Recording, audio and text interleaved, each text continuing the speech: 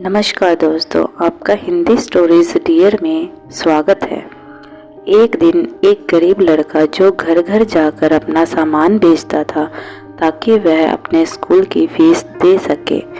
एक दिन ऐसे ही जब वो काम पर निकला तो बहुत घूमते घूमते उसे भूख लगी, लेकिन आज जब उसने अपनी पोटली देखी तो उसमें कुछ भी नहीं था।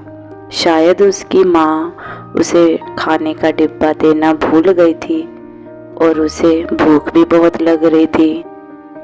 वो घर घर सामान बेचने जाता और सोचता कि यहाँ कुछ खाने के लिए मांग लूँ, पर उससे ये नहीं होता। दूसरे घर में जाकर भी वो कोशिश करता, लेकिन उसे ये नहीं हो पाता। अंततः लड़के ने फैसला किया कि अगले घर में जाकर खाने की बजाय पहले पानी के लिए पूछेगा। जैसे ही उसने अगले घर का दरवाज़ा खटखटाया, एक औरत बाहर आई। उस औरत ने लड़के को देखते ही उसकी हालत का अंदाज़ा लगा लिया था।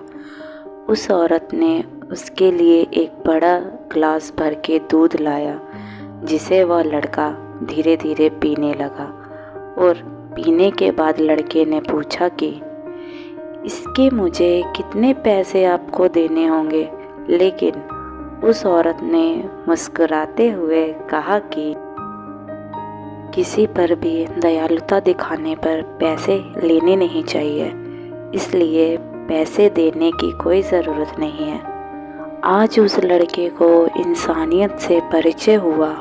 उस लड़के ने दिल से उस महिला को धन्यवाद दिया और वहाँ से निकल गया। जैसे ही उस लड़के ने वो घर छोड़ा, वो खुद को शारीरिक और मानसिक रूप से और अधिक मजबूत महसूस कर रहा था और भगवान पर उसका विश्वास अब और भी ज़्यादा बढ़ गया था। बहुत साल बीत गए।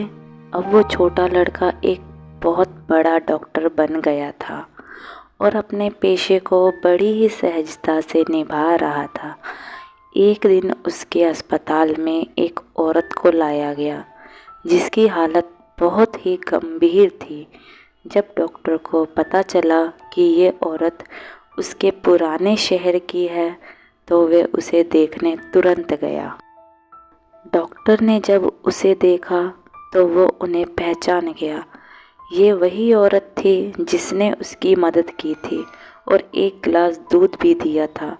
डॉक्टर ने पूरे जी जान से मेहनत की और उस महिला के गंभीर स्वास्थ्य को भी ठीक कर दिया। उस महिला का बहुत ख्याल रखा गया और अंत में जब एक दिन वो पूरी तरह से ठीक हो गई तो उन्हें छुट्टी दे दी गई। पर अब उस महिला को सबसे ज़्यादा डर इस बात से लग रहा था कि उसके इलाज का खर्चा बहुत ज़्यादा हो गया। वो इतने पैसे नहीं दे सकती थी। बिल थामते ही उसने जब पढ़ा तो उस पर लिखा था फीस का भुगतान बहुत पहले ही कर दिया गया था। एक गिलास दूध से ये पढ़ते ही उसकी आंखों से आंसू बाहर आने लगे और उसने अपनी नम आंखों से भगवान का दिल से शुक्रिया अदा किया, क्योंकि आज उसे भी इंसानियत के दर्शन हो चुके थे। इस तरह हमें भी अपने जीवन में लालच किए बिना दयावान बनकर परोपकार करना चाहिए और दूसरे की मदद करनी चाहिए, तभी हम एक आदर्श राष्ट्र का निर्माण कर पाएंगे। तो दोस्तों, आशा है कि आपको मेरी यह वीडियो बहुत अच्छी लगी होगी। अगर आपको ये वीडियो अच्छी लगी हो तो प्लीज़ सब्सक्राइब और लाइक कीजिएगा ज़रूर। धन्यवाद।